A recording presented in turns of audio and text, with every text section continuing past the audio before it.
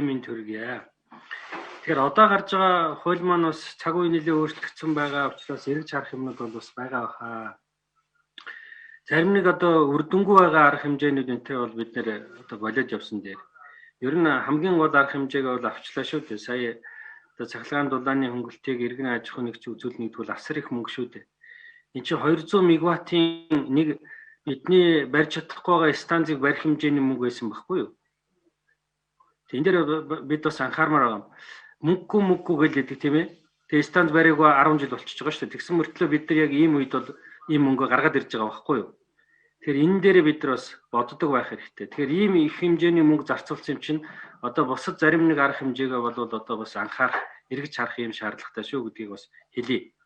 Хамгийн голомт ч одоо эмнэлгүүд болцсон байна. Бусад оронд эмнэлгүүд дээр жишээлбэл Сингапурт бол 72 цагийн дотор нэг удаа эмчнэрээ бол бүгдийг PCR-д оруулж байгаа юм байна шүү дээ. Ер нь ихэнх оронгууд тэгээд байгаа юм байна. Тэгэхээр манайхан тэгж ийнүгүй юу?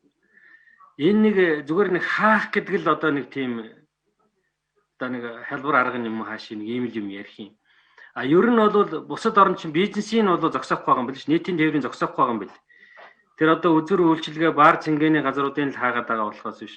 Сая шинэ жилийн баярын үед бол Европ энэ чинь биднээс өөр тэмдэглэн шүү дээ. Энэ энтер ялгаж салгаж бас харах хэрэгтэй байх гэж бодоод байгаа юм. Тэгээ энэ халдвар тарааж болцгүй эмнэлгийнхэн наад онцгой дэглэмж ажиллаж байгаа улсууд энтерээ PCR-д оруулаа. Тэгээ Улаанбаатар хаа бүгдэнд нь тэр миний хэлээд байгаа улсууд скрин хий. Тэгжээж наадах чи одоо голомтод тарахч болзошгүй улсуудаа эрсдлүүдтэй багссан шүү дээ. Улаанбаатар хаачаад дотор нь бизнесийг явуул л да. Содбаатар сайд та одоо нэрээ бас нэг жоохон ухаалаг байл да. Юм л бол